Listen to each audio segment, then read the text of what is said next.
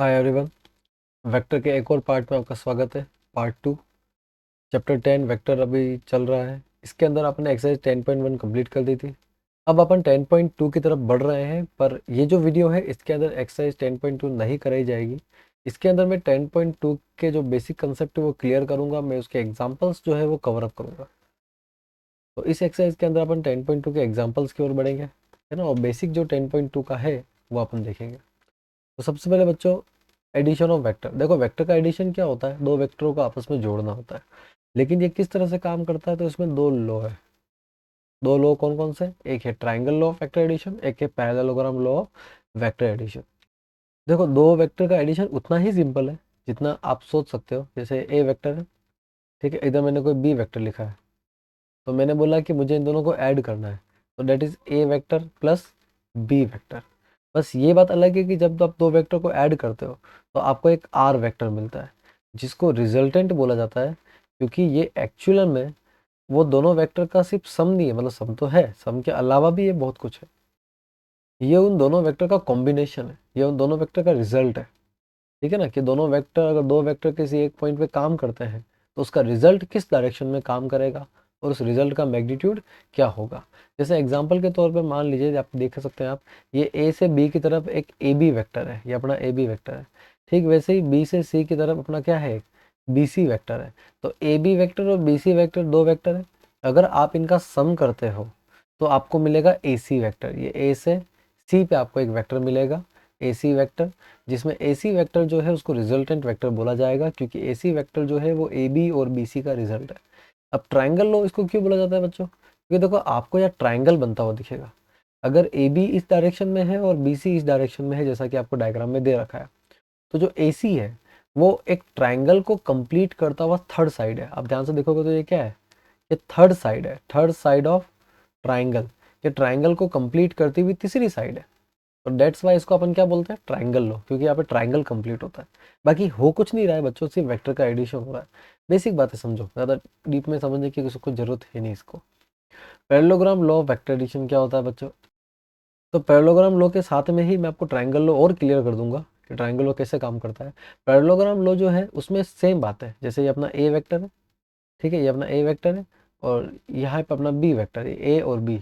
अब होता क्या है, ये जो दोनों वेक्टर होते हैं, इन दोनों वेक्टर का रिजल्टेंट तो आपको पता ही है कि रिजल्टेंट आर वेक्टर आपको मिलेगा, जो कि क्या होगा? ए प्लस बी। लेकिन वो निकालने के दो तरीके, एक तो ट्राइंगल लॉ है और एक पैरेललोग्राम लॉ है। दोनों में डिफरेंस क्या है अब मैं आपको क्लियर कर देता हूँ। ट्राइंगल लॉ के अंदर जो अरेंजमेंट होता है, अरेंजमेंट जो होता है वो हमेशा हेड टू टेल अरेंजमेंट होता है। Head to tail. आप देखोगे कि जो ए बी का हेड है वो बी सी की टेल से जुड़ा हुआ है। तो ये जो अरेंजमेंट है, ये कौन सा अरेंजमेंट कहलाएगा? हेड टू टेल अरेंजमेंट कहलाएगा, है ना। एक का हेड दूसरे की टेल से है। क्योंकि पैरेललोग्राम लॉ में आप क्या देखोगे, ये पॉइंट है अपना, यहाँ से बी वेक्टर और ए वेक्टर दोनों का कॉमन टेल, दोनों का क्या है बच्चों? कॉमन टेल साथ में। ठीक है ना, मतलब दोनों का जो टेल है ना वो साथ में। मतलब ऐसा नहीं है कि एक के हेड से दूसरे का टेल कनेक्ट हो रहा है। यहाँ पर यहाँ पर सिंपली ए और बी दोनों एक ही पॉइंट पर है। ठीक है, दोनों कोइनिशियल वेक्टर है, और उसके बाद में उसका रिजल्टेंट जो है वो अपने को मिल रहा है। तो रिजल्टेंट कैसे मिल रहा है जरा ध्यान दीजिए। ये अपना ए वेक्टर है और ये अपना बी वेक्टर है। ये बी वेक्टर इस तरफ, ये अपना बी वेक्टर जो है वो इस तरफ है, और ये अपना ए वेक्टर जो है वो इस तरफ है। तो इसका जो रिजल्टेंट होगा वो दोनों के बीच में आएगा ये। अब ये कैसे निकलेगा? ए के पैरेलल में आप क्या करोगे, एक और ए वेक्टर बनाओगे। ए वेक्टर है, उसके पैरेलल में आपने एक और ए की लाइन बनाओगे, बी के पैरेलल में एक और बी की लाइन बनाओगे। इस तरह से बनाओगे कि पैरेललोग्राम कंप्लीट हो जाए। अगर पैरेललोग्राम कंप्लीटली बन चुका है तो उसकी जो डायगोनल है फ्रॉम द कॉमन टेल या कॉमन पॉइंट, इसको कॉमन पॉइंट बोलते हैं अपन। ठीक है, कॉमन पॉइंट से जो डायगोनल है वो रिप्रेजेंट करेगी किसको? एडिशन को, या मेरी भाषा में बोले तो रिजल्टेंट को। तो रिजल्टेंट को, आर वेक्टर को कौन रिप्रेजेंट करेगा? डायगोनल। कौन है ये? डायगोनल है ना, diagonal of a vector and b vector का पैरेललोग्राम। मतलब सीधी भाषा में, शॉर्ट और स्वीट लाइन में यही बोलूंगा कि ए और बी का पैरेललोग्राम बनाओ, और उसकी जो डायगोनल है कॉमन पॉइंट से वो रिजल्टेंट के बराबर होती है। ये अपना होता है पैरेललोग्राम लॉ। फिर आते हैं प्रॉपर्टीज ऑफ वेक्टर एडिशन। देखो, वेक्टर एडिशन, अब एडिशन तो हो गया, अब इसकी प्रॉपर्टीज क्या क्या है? तो बच्चों आप a प्लस बी करो या b प्लस है, ये बात एक ही होती है। इस दोनों साइड से सम करोगे तो बात एक ही है ना। यहाँ पे डायग्राम से भी समझा रखा है। ये देखो, ये b से a पे b प्लस है और a से b पे a प्लस बी, बात एक ही है, आएगा तो डायगोनल ही है ना। तो रिजल्टेंट में क्या होता है, आप कैसे भी करो रिजल्टेंट वही आता है। सेकंड जो प्रॉपर्टी है वो ये है कि a प्लस बी को अलग से करके फिर उसमें c को ऐड करो, या b प्लस सी को अलग से करके उसमें a को ऐड करो। इसको बोला जाता है बच्चों एसोसिएटिव प्रॉपर्टी। और जो पहले हमने पढ़ी थी उसको कम्यूटेटिव प्रॉपर्टी बोला जाता है, ठीक है ना। कम्यूटेटिव मतलब दोनों आपस में उल्टे पुल्टे एक समान है, ठीक है। और एसोसिएटिव में क्या होता है, जो एक साइड वाला होता है उसके साथ में रिलेशन देखा जाता है। तो यहाँ पर जो रिलेशन है वो भी सेम ही होता है, कोई फर्क नहीं पड़ता। आप कितने भी वेक्टर्स को कैसे भी ऐड करो, कुल मिला के ऐड करना है, कैसे भी ऐड करो ना। यहाँ पे डायग्राम वगैरह कुछ समझा रखा है, लेकिन मुझे लगता नहीं समझाने की जरूरत है कुछ। आपको ये ध्यान रखना है कि एडिशन में हमेशा क्या रहेगा, ये सेम रहेगा। आप कैसे भी ऐड करो ना, आगे पीछे से कोई फर्क नहीं पड़ रहा है। फिर इसमें एक रिमार्क है कि एसोसिएटिव प्रॉपर्टी से अपने को पता पड़ता है कि आप वेक्टर्स को कैसे भी ऐड करो। अभी मैंने ये बात आपको बोली और ये बात इसने भी बोल दी कि आप वेक्टर को कैसे भी ऐड कर सकते हो। कुल मिला के कंसेप्ट एडिशन का है ना, जितने चाहे उतने वेक्टर आप ऐड करो। तो आप बहुत सारे वेक्टर ऐड कर सकते हो, बस आपको एडिशन का कंसेप्ट ध्यान रखना है। इसके अलावा हमको ये भी समझ में आ रहा है कि जो जीरो वेक्टर है ना, वो एडिटिव आइडेंटिटी है। मतलब आप अगर किसी भी वेक्टर में जीरो को ऐड करते हो, जीरो वेक्टर को, तो आपको वही वेक्टर मिलेगा। ऐसी चीज़ को अपन क्या बोलते हैं बेटा, एडिटिव आइडेंटिटी बोला जाता है। तो ये वेक्टर की एडिटिव आइडेंटिटी जो है वो हमेशा क्या कहलाएगा, आपका जीरो वेक्टर कहलाएगा। इसके बाद में आता है मल्टीप्लीकेशन ऑफ अ वेक्टर।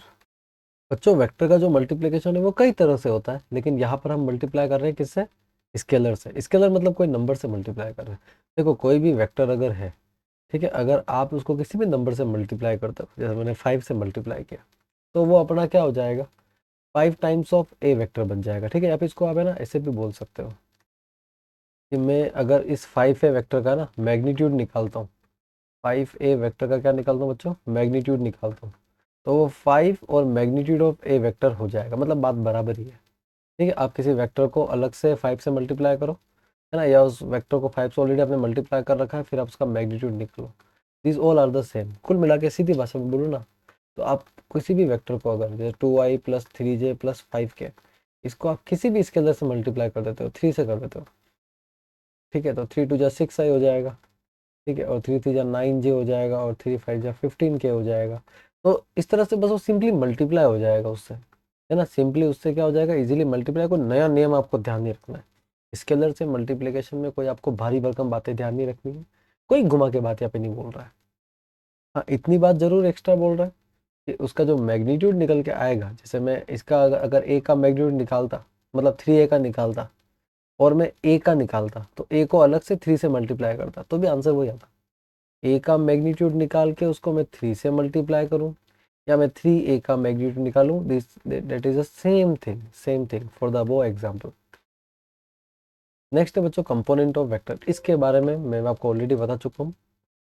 देखो वेक्टर कंपोनेंट 3 डायरेक्शन में होते हैं, एक्स डायरेक्शन में, वाई डायरेक्शन में और जेड डायरेक्शन में। एक्स डायरेक्शन के कंपोनेंट को आई कैप लिखा जाता है, वाई डायरेक्शन के कंपोनेंट को जे कैप, और जेड डायरेक्शन के कंपोनेंट को के कैप लिखा जाता है। ये मैंने फर्स्ट लेक्चर में ही क्लियर कर दिया था। तो यहाँ पर इस डायग्राम के थ्रू इसको समझा रखा है कि हाँ ये किस तरह से काम करता है, ठीक है ना। तो आप देख सकते हो आई जे के तीनों तरफ अगर सिंगल सिंगल मैग्नीट्यूड कवर कर रहा है, 0 1 0 1 0 1 और 0 0 1, तो सिंगल मैग्नीट्यूड ले रहा है, तो वो आई कैप, जे कैप और क्या कहलाएगा, के कैप। क्योंकि आई कैप का, जे कैप का और के कैप का तीनों का जो मैग्नीट्यूड होता है ना, वो हमेशा क्या होता है, 1 होता है। तो ये these all are the unit vectors, ये आर सारे के सारे क्या है, यूनिट वैक्टर्स है। फिर वेक्टर रिप्रेजेंटेशन तो मैं आपको बता ही दिया था, क्या हो जाएगा वेक्टर रिप्रेजेंटेशन। अगर कोई वेक्टर आप बनाते हो तो उसको ऐसे लिखा जाएगा, xi प्लस वाई जे प्लस जेड के, है ना। और आपको काफ़ी हद तक पता भी होगा, क्योंकि मैथ्स वाले बच्चे इसको काफ़ी हद तक फिजिक्स में तो पढ़ ही लेते हैं। तो यहाँ पर इस डायग्राम में आप देख सकते हो कि अपन ने कंपोनेंट ले लिया है, ये अपना ओपी वेक्टर बन के आ चुका है। क्या बन के आया है, xi प्लस वाई जे प्लस जेड के। इसके अलावा यार दो बातें और है, एक तो मैग्नीट्यूड और एक डायरेक्शन, ठीक है। तो मैग्नीट्यूड की बात अपन कर लेते हैं। ये मान लो अपना आर वेक्टर है, ठीक है। तो आर का मैग्नीट्यूड क्या हो जाएगा, अंडर रूट ऑफ एक्स का स्क्वायर प्लस वाई का स्क्वायर प्लस जेड का स्क्वायर, ये इसका मैग्नीट्यूड हो जाएगा। मतलब मैग्नीट्यूड में कुछ नहीं करना है, तीनों जो कोफिशिएंट है इनका स्क्वायर करके इनको जोड़ के आपको होल रूट ले लेना है। और ऐसा क्यों कर रहे हैं, तो इसका जो आंसर है वो डायग्राम में छुपा हुआ है। आप देख सकते हो कि एक्स और वाई जो है, पहले अपने को यहाँ पे जो मिल रहा है ना, ये अपना x square plus y square का रूट है। ठीक है, फिर इसको अपन किससे करने हैं, इससे, ये ना ये जो लाइन है ना अपनी, ये अपनी जेड की लाइन है। तो x square plus y square का अपन जेड के साथ में क्या कर रहे हैं, सॉल्व कर रहे हैं। और थ्योरम कौन से लगा रहे हैं अपन, पाइथागोरस थ्योरम लगा रहे हैं ना, पाइथागोरस थ्योरम। तो आप खुद देख सकते हो पाइथागोरस थ्योरम लगने के बाद में पहले तो इस मतलब ये लाइन और ये लाइन, ठीक है, इसको मिटा दो बस में, इन दोनों लाइन का, क्योंकि ये जो लाइन है अपनी, ये अपनी एक्स है, और ये जो लाइन है अपनी, ये वाई है। तो एक्स और वाई का जो हाइपोटेनियस है वो under root x square plus y square, और अंडर रूट एक्स स्क्वायर और वाई स्क्वायर, और जेड का जो हाइपोटेनियस है वो ये वाला, ये है जिसको अपन आर बोल रहे हैं, वो आपका यहाँ पे दिख रहा है। ठीक है ना, under root of x square plus y square plus z square, इसको प्रूव भी किया जा सकता है, बट मैं स्टिल कहूँगा कि आपको ये याद ही रखना है। ठीक है, ये आंसर कैसे आया इतना, इसको भी आपको दिमाग में रखना है कि ये कहाँ से, किस डायग्राम से आया है। बाकी यही आपका वेक्टर है। इसमें सबसे इंपॉर्टेंट बात कि कंपोनेंट कौन कौन कौन से हैं, तो x i y j and z के। ठीक है ना, ये तीनों को अगर अपन देखें तो इसमें जो एक्स वाई और जेड है, इनको क्या बोला जाता है बच्चों, स्केलर कंपोनेंट बोला जाता है, इनको स्केलर कंपोनेंट बोला जाता है। और अगर आप आई जे के साथ में एक्स वाई जे को लिख रहे हो तो इनको बोला जाता है बच्चों vector component. Vector component, exam में क्वेश्चन पूछ सकते हैं कि स्केलर कंपोनेंट और वेक्टर कंपोनेंट लिख के बताइए, तो आपको ऐसे लिखना होगा। नेक्स्ट, ए और बी अगर दो वेक्टर्स हैं, ठीक है, जिनका ये फॉर्मेशन है A1 A2 A3 और B1 B2 B3 आई जे के साथ में, तो उनका जो सम होता है वो आप देख सकते हो। आप फाइनल फॉर्मूला A1 जो है वो B1 से, मतलब मैं आपको एक सिंपल सा फंडा पकड़ा रहा हूँ कि आपको आई को क्या करना है, आई से ही ऐड करना है या सब्ट्रैक्ट करना है, आपको जे को जे से ही ऐड या सब्ट्रैक्ट करना है, आपको के को के से ही ऐड या सब्ट्रैक्ट करना है। आप आई से जी के को माइनस नहीं कर सकते, आप आई से जे को माइनस नहीं कर सकते, आप जे से आई को माइनस भी नहीं कर सकते, ना प्लस कर सकते हो, कुछ भी नहीं कर सकते। आप सिर्फ आई से आई को प्लस कर सकते हो, जे से जे को प्लस कर सकते हो, के से के को प्लस कर सकते हो, और माइनस भी इन तीनों को ही आपस में कर सकते हो। तो देखो यहाँ पे कुछ इसी तरह से फॉर्मेशन दिए हुए हैं। आप देख सकते हो कि A1 और B1 दोनों आई के ही थे, तो ये आपस में क्या हो गए, जो भी इनको ऐड होना था तो हो गए। ठीक है, ठीक वैसे ही आप देख सकते हो ये सब लिखा हुआ। अच्छा, इसके अलावा दोनों वेक्टर ए और बी बराबर हो सकते हैं अगर उनके सारे कोफिशिएंट क्या हो जाए, बराबर हो जाए, बिल्कुल बराबर हो जाए। ठीक है, इसके अलावा लैम्बडा से अगर मल्टीप्लाई करेंगे तो वो लैम्बडा सबसे मल्टीप्लाई होगा, ये मैंने आपको ऑलरेडी एग्जांपल देके समझा दिया है। इसके अलावा ये कुछ एक्स्ट्रा प्रॉपर्टीज है, जैसे ए और बी अगर दो वेक्टर है और के और एम उसके स्केलर्स है, तो आप simply k a vector plus m a vector, अगर आप के और एम से मल्टीप्लाई कर रहे हो ए वेक्टर को, तो आप ए वेक्टर को कॉमन ले सकते हो के प्लस एम को छोड़ के। ये आपके कैलकुलेशन में कुछ कुछ हेल्प कर सकती है चीज़ें, अगर आपको पता है, क्योंकि देखो आपको कंसेप्ट का नॉलेज होना चाहिए, ये कंसेप्ट क्या है। ठीक है ना, तो वो मार्क काम आता है आपके। तो के एम ए लिखा हुआ है या के एम ऑफ ए, बात एक ही है। के ए प्लस बी लिखा है तो आप अंदर इसको मल्टीप्लाई कर सकते हो, और इस तरह से एडिशन में ना सम की फॉर्म में आप लिख सकते हो, कोई दिक्कत वाली बात नहीं है ना। बहुत ठीक ठीक काम के आते हैं, बहुत ज़्यादा काम तो नहीं आते हैं, बट ठीक ठीक काम में ये आ जाते हैं। दो वेक्टर्स की कोलिनियर कंडीशन देख लो बच्चे, बहुत बहुत इंपॉर्टेंट कंडीशन। देखो मैं वापस लिख देता हूँ, A1 I A2 J और A3 K। ठीक है, ये कोई तीन सॉरी तीन क्या, एक वेक्टर है अपना R1 वेक्टर, और R2 जो वेक्टर है आपको दे रखा है B1 I B2 J और B3 K। तो बच्चों बहुत बहुत इंपॉर्टेंट है, बहुत बहुत इंपॉर्टेंट है कि आपको ध्यान रखना है कि R1 वेक्टर पैरेलल हो जाएगा R2 वेक्टर के इफ A1 अपॉन B1 बराबर होगा A2 upon B2 is equals to C1 upon C2, यानी ये तीनों आपस में क्या होंगे, इनके रेशियो आपस में क्या होंगे, बराबर होंगे। अगर ऐसा होता है, और ये सम कांस्टेंट लेमड़ा मान लीजिए इसको, अगर ये ऐसा होता है तो वेक्टर्स को क्या माना जाएगा बच्चों, कोलिनियर माना जाएगा। है ना, ये पहले पैरेलल बोलना और कोलिनियर बोलना मैं कई बार समझा चुका हूँ, पैरेलल बोलना या कोलिनियर बोलना तो एक ही बात हो गई है। आगे बात समझ में। ठीक है, तो कोलिनियर तब बोला जाएगा जब ये इस फॉर्मेट को, इस कंडीशन को फॉलो करेंगे, ये कंडीशन है, इस कंडीशन को फॉलो करने वालों को ही पैरेलल बोला जाएगा। क्लियर सभी को।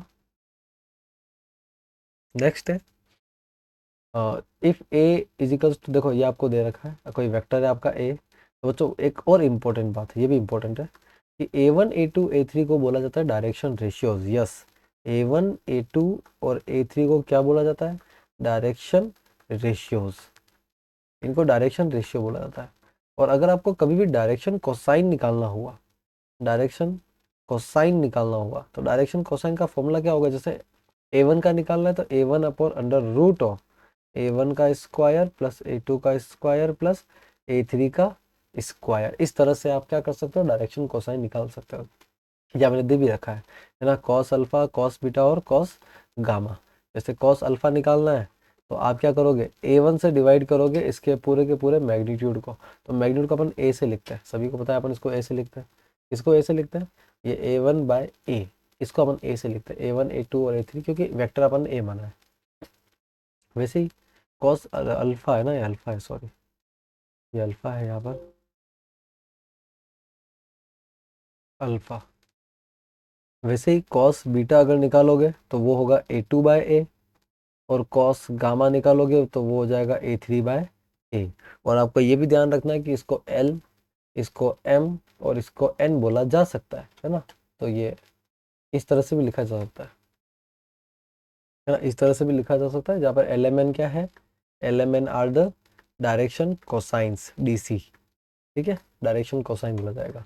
तो बच्चों इसी के साथ में अपना एग्जाम्पल 4, यानी यहाँ से एग्जाम्पल स्टार्ट होता है। Find the value of x, y and z so that the vectors a and b are equal. देखो दो वेक्टर अगर इक्वल दे रखे हैं तो उनकी हर चीज़ क्या होती है? बराबर होती है। जैसे मुझे a वेक्टर बराबर xi plus 2j plus Z के दे रखा है, और b वेक्टर मुझे दे रखा है 2i प्लस वाई जे प्लस के। तो बच्चों ध्यान देंगे अपन यहाँ पर कि ये दोनों वेक्टर a वेक्टर और b वेक्टर बराबर हो सकते हैं, लेकिन तभी होंगे इफ उनके कोफिशिएंट बराबर है, यानी x 2 के बराबर होना चाहिए, 2 जो है वो y के बराबर होना चाहिए, और जो z है वो k के पास में कुछ नहीं है, मतलब क्या है? 1 है, तो k 1 के बराबर होना चाहिए। तो आई होप आपको आपका आंसर मिल चुका है, सीधा ही आंसर मिल रहा है इसमें, ऐसा कुछ सोल्यूशन नहीं है। x 2 है, y आपका 2 है और z आपका 1 है, ये आपका आंसर है। अगले क्वेश्चन की तरफ बढ़ते हैं अपन। ए वेक्टर आपको दे रखा है बच्चों i प्लस 2j, है ना, और बी वेक्टर आपको 2i प्लस जे दे रखा है। ये पूछ रहा है कि मैग्नीट्यूड ऑफ ए और मैग्नीट्यूड ऑफ बी बराबर होगा क्या? ठीक है ना, तो आप एक काम कीजिए ना, पूछ रहा है तो आंसर तो दिख जाता है। यहाँ पर आप मैग्नीट्यूड निकाल के चेक कर दीजिए। जैसे ए का जो मैग्नीट्यूड होगा वो कितना होगा? अंडर रूट ऑफ आई के पास क्या है? 1 है, प्लस 2 का स्क्वायर। देखो 1 का स्क्वायर 1 होता है, 2 का स्क्वायर 4 होता है, 4 प्लस 1 कितना हो गया? 5 आ गया। तो ये ए का मैग्नीट्यूड है। बी का मैग्नीट्यूड क्या होगा? अंडर रूट ऑफ, देखो 2 का स्क्वायर प्लस 1 का स्क्वायर, 2 का स्क्वायर 4 और 1 5, यानी कि √5, यानी कि दोनों का मैग्नीट्यूड तो क्या है? बराबर है। Yes, magnitude of a vector is equals to magnitude of b vector. पहली बात तो सही है। दूसरी बात, are the vectors a and b equal? क्या ए और बी इक्वल है? ये भी पूछ रहा है। बच्चों देखो ए और बी इक्वल नहीं है। क्यों नहीं है? इक्वल होने के लिए हर चीज़ बराबर होनी चाहिए। इसका आई का कोफिशिएंट 1 है, इसका आई का कोफिशिएंट क्या है? 2 है, मतलब they are not equal. They are not equal, equal नहीं है। और ये पूछते हैं कि क्यों नहीं है, तो अपन इसका रीजन क्या लिख सकते हैं? Coefficient are not same, coefficient are not same. Clear बच्चों? नेक्स्ट क्वेश्चन की तरफ बढ़ते हैं अपन। Example 6, find unit vector in the direction of vector. एक वेक्टर आपको दे रखा है 2i प्लस 3j प्लस के, इसकी डायरेक्शन में यूनिट वेक्टर निकालना है। अब बच्चों पहली बात तो ये है कि यूनिट वेक्टर अपन जो भी निकालते हैं वो उस गिवन वेक्टर की डायरेक्शन में ही होता है। Unit vector are already in direction of given vector. Unit vector जो होगा वो ऑलरेडी गिवन वेक्टर की डायरेक्शन में ही होगा, ऑफ गिवन वेक्टर। देखो यूनिट वेक्टर बनता कैसे? जैसे मान लो ये कोई वेक्टर है, तो इसका यूनिट वेक्टर क्या होगा? इसका जो मैग्नीट्यूड है अगर आप वो 1 कर दो, है ना, 1 कर दो, जैसे ये अपना बड़ा सा ए वेक्टर है, तो इसका जो ए कैप होगा ना, वो इसका ये 1 मैग्नीट्यूड वाला जो वेक्टर होगा ना, उसी को अपन क्या बोलेंगे, इसको ए कैप बोलेंगे। तो ए कैप तो उसी डायरेक्शन में होगा ना जिस डायरेक्शन में आपका ए वेक्टर है ना। तो unit vector by default direction में होता है, इतना कंफ्यूज होने की जरूरत नहीं क्वेश्चन में, आपको सिर्फ यूनिट वेक्टर निकालना है। तो यूनिट वेक्टर कैसे निकलेगा बच्चों, बहुत सिंपल है। यूनिट वेक्टर का फॉर्मूला होता है ए वेक्टर अपॉन ए, जहाँ पर जो ए है वो ए वेक्टर का मैग्नीट्यूड होता है। तो ए वेक्टर का मैग्नीट्यूड यानी ए कितना हो जाएगा, अंडर रूट ऑफ 2 का स्क्वायर प्लस 3 का स्क्वायर प्लस 1 का स्क्वायर, कितना हो जाएगा ये। तो 2 का स्क्वायर हो जाएगा 4, 3 का स्क्वायर 9 और 1 का स्क्वायर 1 ही होता है। तो 9 10 11 12 13 और एक 14, यानी कि ए अपना रूट 14 आ जाएगा। अब क्या करना है, अपने को कैप निकालना है। तो वेक्टर को डिवाइड कर दो उसके मैग्नीट्यूड से। वेक्टर है आपका 2i प्लस 3j प्लस के। ठीक है, मैंने याद कराया था आपको कि वेक्टर बटा मैग्नीट्यूड। तो रूट 14 से आप डिवाइड कर दो, तो रूट 14 से सारे ही डिवाइड हो जाएंगे। तो ए कैप का फाइनल आंसर आएगा 2/√14i प्लस 3/√14j प्लस 1 क्योंकि कुछ नहीं मतलब 1 है, √14k। ये अपना ए कैप का आंसर है। ठीक है ना बच्चों, ये अपना ए कैप का आंसर है। नेक्स्ट क्वेश्चन की तरफ बढ़ते हैं अपन, एग्जाम्पल 7 की तरफ। Find a vector in the direction of vector a minus 2j that has the magnitude of 7 unit. अब ये फिर से वही बात, वेक्टर निकालना है इन डायरेक्शन ऑफ दिस वेक्टर, मतलब उसकी डायरेक्शन में तो यूनिट वेक्टर निकलता है, लेकिन इस बार ये बोल रहा है कि इसका मैग्नीट्यूड 7 होना चाहिए। बहुत ही सिंपल है बच्चों, आप यूनिट वेक्टर निकाल लो, आप यूनिट वेक्टर निकाल लो और उसका मैग्नीट्यूड क्या कर दो, 7 कर दो, उसको 7 से मल्टीप्लाई कर दो। तो आप क्या करोगे, जैसे ये कोई वेक्टर है, इस डायरेक्शन का आप यूनिट वेक्टर निकाल दो, ठीक है, इसका मैग्नीट्यूड 1 होगा और इसको 7 से मल्टीप्लाई कर दोगे तो आपको 7 टाइम्स वाला एक वेक्टर मिल जाएगा। ठीक है ना। तो ये अप्रोच के साथ में आपको क्या करना है बच्चों, यूनिट वेक्टर निकालना है। तो यूनिट वेक्टर फिर से निकाल दीजिए, बहुत ही सिंपल, इस बार थोड़ा फास्ट निकालेंगे। यूनिट वेक्टर ए कैप क्या होता है बच्चों, वेक्टर अपॉन मैग्नीट्यूड। तो मैग्नीट्यूड आप निकाल दीजिए, अंडर रूट ऑफ क्या आएगा, देखो आई का 1 है तो 1 का स्क्वायर प्लस -2 है तो -2 का स्क्वायर, 2 का स्क्वायर 4 और एक 5 ही आएगा, कोई फर्क नहीं पड़ता माइनस प्लस से, बस वो लिखना होता है। तो ए वेक्टर तो आपका i-2j है अपॉन मैग्नीट्यूड कितना है, √5 है। तो वेक्टर तो आपको मिल गया है, ये है आपका 1/√5i माइनस 2/√5j। लेकिन बच्चों जो मिला है वो यूनिट वेक्टर है, ठीक है ना, ये यूनिट वेक्टर है। अब अगर आपको 7 यूनिट का, अच्छा इसका अगर आप मैग्नीट्यूड निकालोगे तो 7 आएगा, इसका जो मैग्नीट्यूड है वो कितना आएगा बच्चों, सॉरी इसका मैग्नीट्यूड 1 आएगा, उल्टा बोल गया मैं। इसका मैग्नीट्यूड कितना आएगा, 1 आएगा, है ना। इसका मैग्नीट्यूड कितना आएगा, इसका मैग्नीट्यूड 1 आएगा। अब अगर आपको 7 यूनिट वाला, 7 यूनिट मतलब 7 यूनिट्स वाला मैग्नीट्यूड का एक वेक्टर चाहिए, तो आप इसी को 7 से मल्टीप्लाई कर दो। तो 7 यूनिट मैग्नीट्यूड जो वेक्टर है वो कैसे बनेगा, तो वो ऐसे बनेगा कि आप जो गिवन ए कैप है उसको 7 से मल्टीप्लाई कर दो। तो क्या हो जाएगा, ये देखो 7 से मल्टीप्लाई कर दो, यानी 7 से किसको मल्टीप्लाई करना है, दोनों को करना है ना। ये 1/√5 आई को -2/√5 जे को। तो आंसर आप समझ सकते हो क्या आएगा, 7 ए कैप यानी कि जो आपका रिक्वायर्ड वेक्टर है वो आएगा 7/√5i minus 7 × 2 = 14, 14/√5g। This is the required answer. इस तरह से आप इसको सॉल्व करोगे। नेक्स्ट क्वेश्चन की तरफ बढ़ते हैं अपन, find the unit vector in direction of sum of vectors a and b. ये थोड़ा सा इंपॉर्टेंट क्वेश्चन है ना, 1-2 नंबर के लिए। तो यूनिट वेक्टर आपको निकालना है, बट ये किस की डायरेक्शन में निकालना है, सम ऑफ वेक्टर्स, यानी ये जो वेक्टर आपको दे रखा है ना, इसका जब आप सम करोगे फिर जो वेक्टर बनेगा उसका यूनिट वेक्टर निकालना है। तो आप तो सिंपल अपना काम करो, ए बराबर दे रखा है 2i plus 2j minus 5k, और बी वेक्टर आपको दे रखा है बच्चों 2i plus j plus 3k। तो आप क्या करोगे, सिंपली इसका सम कर दो। तो सम कितना आ जाएगा आपका, देखो ए वेक्टर प्लस बी वेक्टर। तो सम में मैंने आपको बताया है ऑलरेडी कि आपको क्या करना है, आई से आई को ऐड करना है, जे से जे को करना है और के से के को करना है। तो 2 से अपन 2 को ही ऐड करेंगे और आई लग जाएगा, प्लस 2 से अपन 1 को ऐड करेंगे जे के लिए, प्लस -5 से अपन 3 को ऐड करेंगे, किससे, इसके लिए k के लिए, तो अपना a प्लस बी कितना आ जाएगा, 2 और 2 4, 4i और 3j, और 5 में से 3 गया तो माइनस का 2k। This is the a plus b. अब ये बोल रहा है, इसको एक काम कीजिए, a प्लस बी को आप समथिंग c वेक्टर मान लीजिए, ठीक है ना, c वेक्टर मान लीजिए। इस c वेक्टर का आपको क्या निकालना है, यूनिट वेक्टर निकालना है। तो unit vector of c vector, c vector का यूनिट वेक्टर क्या होना चाहिए, c कैप। देखो किसी का भी यूनिट वेक्टर लिखना है तो उसका कैप लगा दो, ये होना चाहिए c vector upon magnitude of c, या मैग्नीट्यूड ऑफ c वेक्टर का मैग्नीट्यूड। देखो c वेक्टर तो आपको पता ही है क्या है ना, 4i plus 3j minus 2k।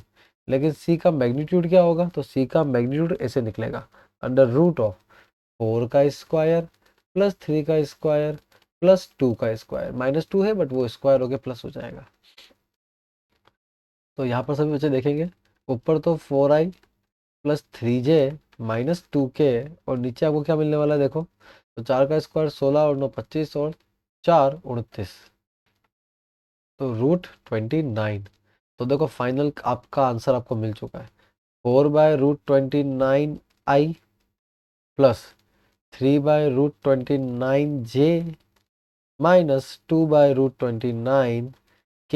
इस तरह से आपको आंसर को मेंशन करना पड़ेगा, ये आपके आंसर लिखने का अप्रोच रहेगा। फिर आगे बढ़ते हैं, अपन एग्जाम्पल 9 की तरफ बढ़ते हैं। Right the direction ratio of the vector. देखो वेक्टर आपको दे रखा है a बराबर i plus J minus 2k, ठीक है। तो पहले तो हमको पूछ रहा है कि इसके डायरेक्शन रेशियो लिखो। तो देखो डायरेक्शन रेशियो तो आंख बंद करके भी लिखे जा सकते हैं, मतलब कोई वेक्टर बोल देगा तो भी आप डायरेक्शन रेशियो लिख दोगे। आई के साथ कौन लगा हुआ है, 1 लगा हुआ है।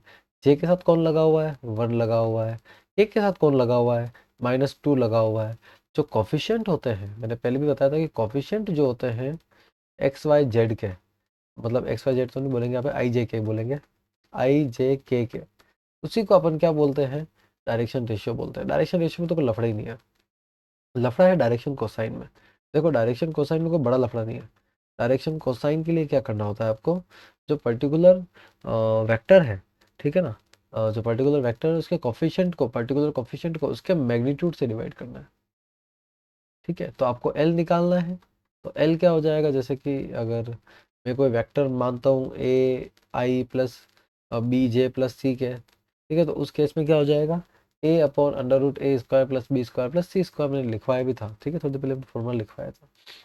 तो यहाँ पर भी ऐसे ही होगा, तो यहाँ पे हो जाएगा 1/1 अंडर रूट ऑफ 1 का स्क्वायर प्लस 1 का स्क्वायर प्लस 2 का स्क्वायर, जो कि अल्टीमेटली आपका आंसर आएगा 2 का स्क्वायर 4, 5 और 6, तो √6 आएगा।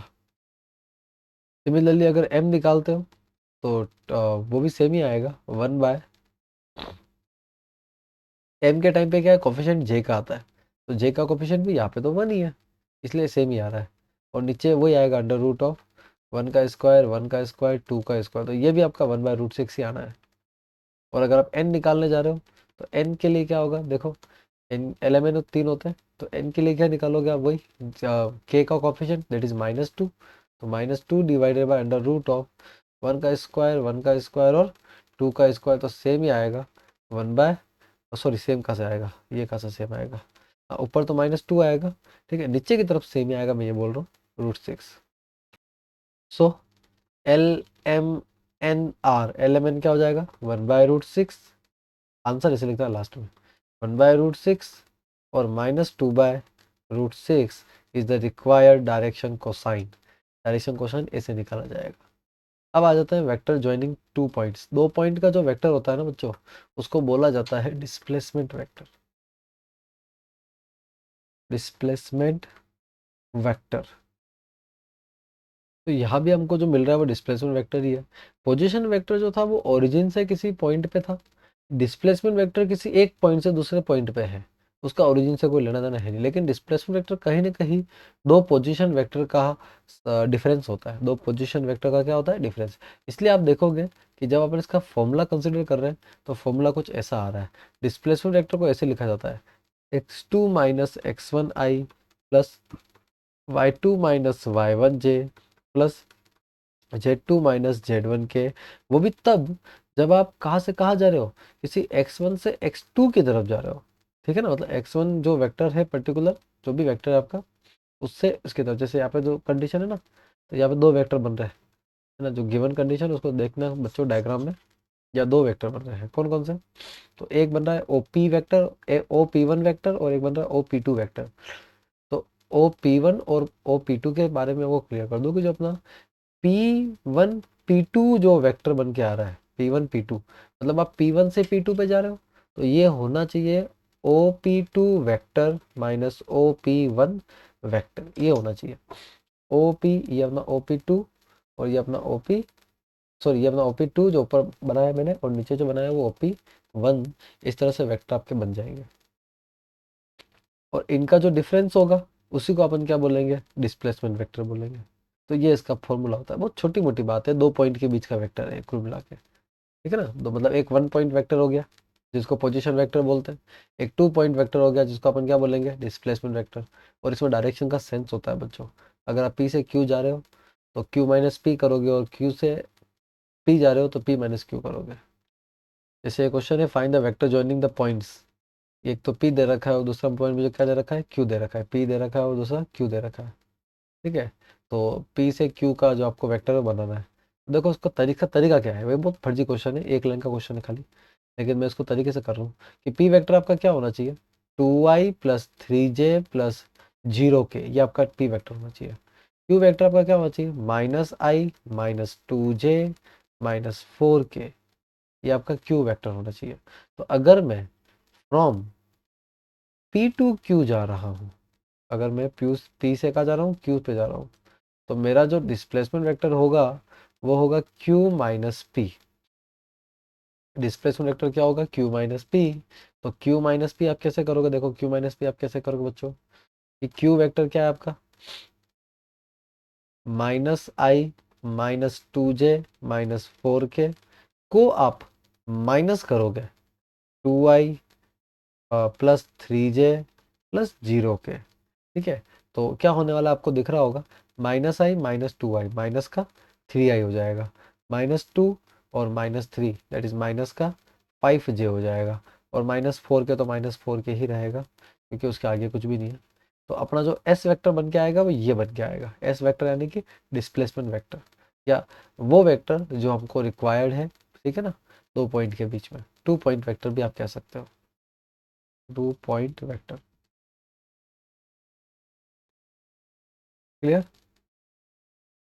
फिर इसके बाद में आता है नेक्स्ट सेक्शन फॉर्मूला। देखो यहाँ पर सेक्शन फॉर्मूला फिर से आया है। सेक्शन फॉर्मूला का मतलब ये है कि ऐसा फॉर्मूला जो लाइन को डिवाइड करता है, लाइन का जो इंटरनल एक्सटर्नल डिवीजन होता था वो सेक्शन फॉर्मूला से करते थे हम। लेकिन यहाँ पर लाइन नहीं, यहाँ पे पूरा का पूरा वेक्टर बन के आ गया है। इसमें केस यूँ बन रहा है कि देखो कोई ए वेक्टर है जो कि इस तरफ है, और कोई बी वेक्टर है जो कि इस तरफ है, ठीक है। इन दोनों वेक्टर को अगर कोई बीच में आर वेक्टर जो कि इस तरफ है वो काट के जा रहा है, ठीक है, और काट ऐसे रहा है कि इंटरनली दो पार्ट में डिवाइड कर रहा है, किस किस रेशियो में डिवाइड कर रहा है, एम रेशियो एन में अगर वो डिवाइड करता है, तो इन डेट केस मेरा जो आर वेक्टर है उसका फॉर्मूला होगा m b vector plus n a vector upon m plus n. ध्यान दोगे तो ये वही है अपोजिट। देखो m जो है उसके साथ वाला वेक्टर तो a वेक्टर है, पर m मल्टीप्लाई किससे हो रहा है, b वेक्टर से हो रहा है, तो इसलिए यहाँ पे एम बी वेक्टर लिखा हुआ है। जैसे ही n मल्टीप्लाई उसके अपोजिट वेक्टर a से हो रहा है यानी n a vector divided by m plus n। ऐसे ही कुछ फॉर्मूला आप पढ़ते थे, याद करो, m1x2 plus m2x1 upon m1 plus m2। Section formula जो आपने 10वीं क्लास में पढ़ा था, ये वही फॉर्मूला है, बस ये उसका वेक्टर वर्जन है। वेक्टर वर्जन मतलब आप उसमें पॉइंट्स रखते थे, यहाँ पे आपको पूरे के पूरे वेक्टर छापने पड़ेंगे एज इट इज़ वेक्टर। देखो अगर इंटरनल डिवीजन को था, ये इंटरनल डिवीजन था, ठीक है, इसमें इंटरनली डिवाइड कर रहा है यहाँ से, लेकिन जरूरी नहीं इंटरनल डिवाइड करें। ए इधर हो गया, अब बी अपना इधर हो गया, लेकिन ए उसको बाहर से भी डिवाइड, मतलब आर जो है वो उसको बाहर से भी डिवाइड कर सकता है। तो बाहर से अगर डिवाइड करता है उसको बोलते हैं एक्सटर्नल डिवीजन। एक्सटर्नल डिवीजन उसको बोला जाएगा। और एक्सटर्नल डिवीजन का जो फॉर्मूला होता है, ठीक है ना, वो कुछ नहीं खास नहीं होता बच्चों, m b vector minus n a vector upon m minus n, मतलब इसमें सब्ट्रैक्शन आ चुका है एन का, ठीक है, क्योंकि एन वाली साइड है ना, वो अपन ने कंसिडर करी है। अब देखोगे इसमें जो एम है ना, वो यहाँ से यहाँ तक है ना, यहाँ तक है, यहाँ तक, ये अपना एम है, ठीक है, और जो एन है ना, वो अपना खाली यहाँ से यहाँ तक ही है। तो ये एक तरह का कौन सा डिवीजन हो गया, एक्सटर्नल डिवीजन हो गया, क्योंकि जो आर वेक्टर है वो ए और बी के बाहर है। अगर ए और बी के बीच में होता तो इंटरनल डिवीजन होता। तो फॉर्मूले में तो कोई खास फर्क नहीं आया, खाली क्या आ गया है, माइनस आ गया है। एक रिमार्क यहाँ पे लिखा हुआ है कि मिड पॉइंट होता है तो ए प्लस बी बाई टू कर लो तो छुट्टी हो जाएगी, ठीक है। वैसे x one plus x two by two तो अपन वैसे भी करते ही थे, आपको याद होगा, मिड पॉइंट फॉर्मूला भी बोलते थे अपन इसको, ठीक है ना। मिड पॉइंट फॉर्मूला जो होता है वो इसी को बोला जाता है, ठीक है। एक्स का ये था और वाई का क्या था, y one plus y two, ये वाई का फॉर्मूला था, ठीक है। इस तरह से आपने एक्स और वाई के फॉर्मूले लिखे थे। फिर आगे बात कर लेते हैं एग्जाम्पल 11 की। इसके बाद एक एग्जाम्पल और ये आपके एग्जाम्पल वाला सेक्शन खत्म हो जाएगा। फिर जो एक्सरसाइज है वो अपन इसकी अगली क्लास में सॉल्व करेंगे, पार्ट 3 के अंदर अपन एक्सरसाइज को सॉल्व करेंगे, अभी नहीं करेंगे, बहुत लंबा हो जाएगा वीडियो अदरवाइज। तो एग्जाम्पल 11 जो है, consider 2 points P and Q with position vector. आपको पोजीशन वेक्टर दे रखी है, देखो ये दे रखी है जो पोजीशन वेक्टर है, 3a vector minus 2b vector, and O Q भी दे रखा है आपको, जो कि कितना दे रखा है, ए वेक्टर प्लस बी वेक्टर। ऐसे सिंपल सिंपल वेक्टर है बच्चों। देखो इंटरनली भी डिवीजन करना है और एक्सटर्नली भी डिवीजन करना है, ठीक है। और रेशियो हमको दे रखा है 2:1, ठीक है। तो रेशियो जो है वो 2:1 है। तो देखो मेरी बात सुनो, रेशियो आप एम और एन मान लो इसको, ठीक है। तो जो ये लिखा हुआ है ना, ये अपना वो वाला ए वेक्टर जो अपन ने वहाँ कंसिडर किया था, ठीक है, और ये अपना बी वेक्टर। आपको याद होगा फॉर्मूला, ठीक है, फॉर्मूला आपको याद होगा कि जो आर वेक्टर वो आपने कैसे निकाला था, आर वेक्टर, अब इसको एक काम करो, R1 R2 मान लो, R1 और R2। तो आर वेक्टर कैसे निकाला था, तो एम को जो है ना, एम उसको R2 से मल्टीप्लाई करो, एम को मल्टीप्लाई करो किससे, R2 वेक्टर से, और एन को मल्टीप्लाई करो R1 वेक्टर से, और दोनों को डिवाइड कर दो m प्लस एन से। इसे आप निकाल सकते हैं। तो आर वेक्टर बराबर क्या होगा, देखो एम एम कितना है आपका 2, 2 को मल्टीप्लाई कर दो a प्लस बी से, प्लस एन यानी कि 1, 1 को मल्टीप्लाई कर दो आप 3a माइनस 2b से, divided by a plus b यानी 2+1। तो सॉल्व अगर अपन करते हैं इसको, तो 2a plus 2b plus 3a minus 2b। तो देखो b से b तो मुझे कैंसिल होता हुआ नजर आ रहा है, और 2+1 को 3 लिख दीजिए आप। तो टू टू 2b और 2b कैंसिल है, और 3 और 2 कितना हो गया, 5। तो 5a/3 that is my are, ये मेरा आर है। और ये कौन सा डिवीजन था, ये इंटरनल था, ठीक है, फर्स्ट वाला।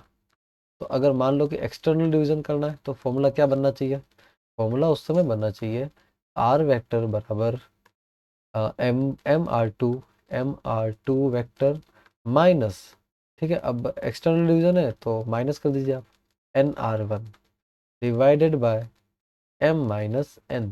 इंटरनल डिवीजन में आपने प्लस किया था, एक्सटर्नल में आप क्या कर दीजिए, माइनस कर दीजिए। तो बाकी सब सेम ही है, लिखना करना सब सेम है, बट आपको सिर्फ माइनस करना है।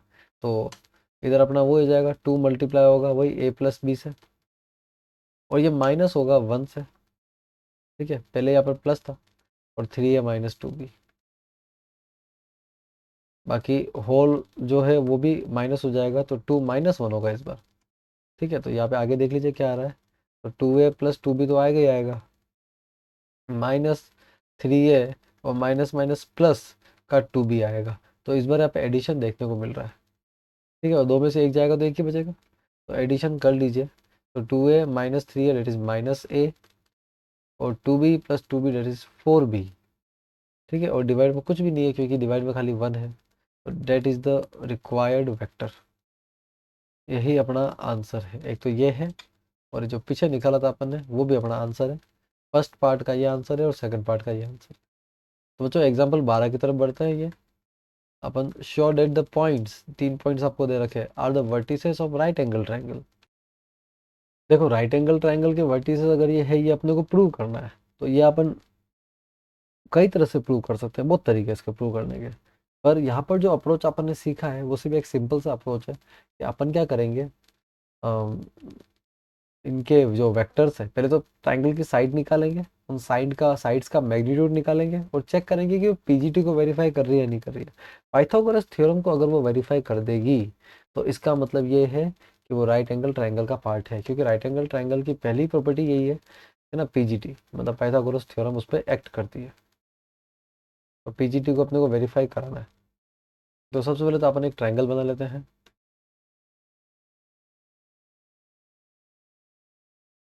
ठीक है, राइट एंगल ट्राइंगल थोड़ा सा बिगड़ चुका है, ढंग से ट्राइंगल बना लेते हैं। ठीक है, ये अपना राइट एंगल ट्राइंगल।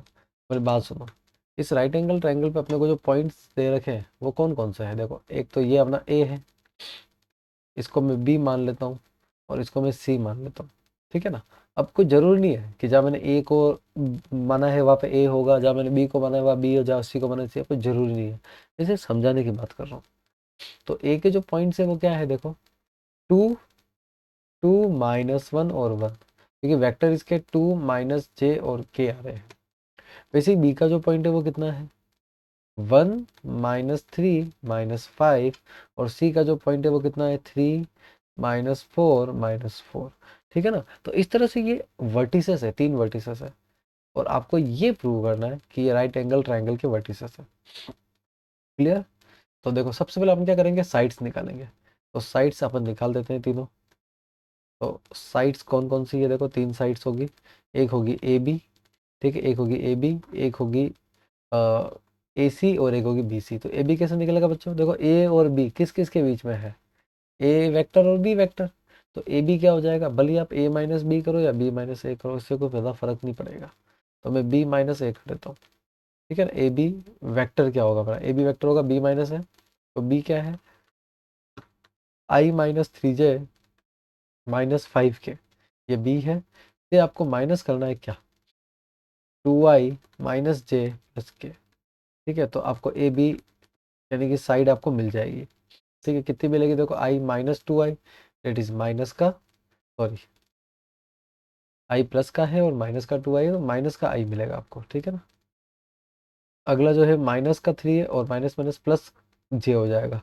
तो -3 + j, यानी -3 से एक गया तो माइनस का 2j। ठीक है, and the third one is -5 और माइनस के, डेट इज माइनस का 6k।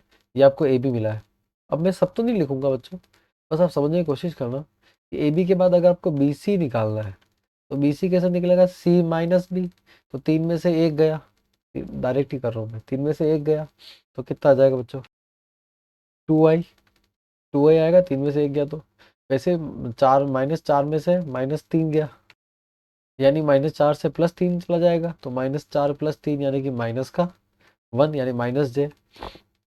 वैसे -4 से प्लस का 5 जाएगा तो प्लस का k बचेगा, ये अपना बी सी हो जाएगा। सिमिलरली ए सी भी आप निकाल दीजिए, तो ए सी देखो, ए सी इस ए और सी पॉइंट से निकल जाएगा, तो 3 में से 2 गया तो एक बचेगा, यानी खाली आई बचेगा। फिर -4 में से एक जाएगा, मतलब प्लस का एक जाएगा, तो कितना बचेगा, -3j बचेगा। ठीक है, और इधर से -4 से वापस माइनस का एक जाएगा तो -5k बचेगा। तो ये जो आपको मिला है, that is the sides, these all are the sides vector, ये साइड वेक्टर है। अब इन साइड वेक्टर से अपन क्या करेंगे, तीनों का मैग्नीट्यूड निकालेंगे। तो मैग्नीट्यूड ऑफ ए बी, या इसको एक काम करो, सीधा ए बी लिख दो। तो ए बी कितना होगा, तो ए बी कितना होगा बच्चों, देखो यहाँ पे, √1 का स्क्वायर, 2 का स्क्वायर और 6 का स्क्वायर। √1 का स्क्वायर, 2 का स्क्वायर और 6 का स्क्वायर। ये माइनस माइनस लगाना जरूरी नहीं है, पूरी दुनिया को पता है कि स्क्वायर पॉजिटिव होता है। ठीक है, तो माइनस लगा के कोई डिंडोरा पीटने का मतलब नहीं है। 3 का स्क्वायर 36, 2 4 40, और एक रूट का 41 आ जाएगा। ये अपना ए बी आ गया। वैसे बी सी कितना आएगा, बी सी का पता कर लीजिए आप। तो √2 का स्क्वायर, 1 का स्क्वायर, 1 का स्क्वायर, 2 का स्क्वायर, 1 का स्क्वायर और 1 का स्क्वायर। तो 2 का 4, 5 और 6, तो √6 आ जाएगा। इसे अब ए सी और निकाल दीजिए आप। तो ए सी कितना हो जाएगा, देखो, ए सी आपका 1, 3 और 5, 1 का स्क्वायर, 3 का स्क्वायर और 5 का स्क्वायर, 5 का स्क्वायर क्या होता है 25 होता है। तो 25, 3 का स्क्वायर 9 और 1 10, 25 10 35, तो ये 35 हो जाएगा। अब आपको अगर पीजीटी वेरीफाई करनी है तो पीजी देखो बच्चों, पीजीटी कैसे वेरीफाई करेंगे, अपन जानते हैं कि हाइपोटेनस का स्क्वायर बराबर क्या होता है परपेंडिकुलर का स्क्वायर प्लस बेस का स्क्वायर। तो हाइपोटेनस क्या लार्जेस्ट साइड होती है, हाइपोटेनस क्या होता है लार्जेस्ट। तो मुझे बताओ कि इन तीनों में लार्जेस्ट कौन है, तो तीनों में सबसे ज़्यादा कौन है, √41 है।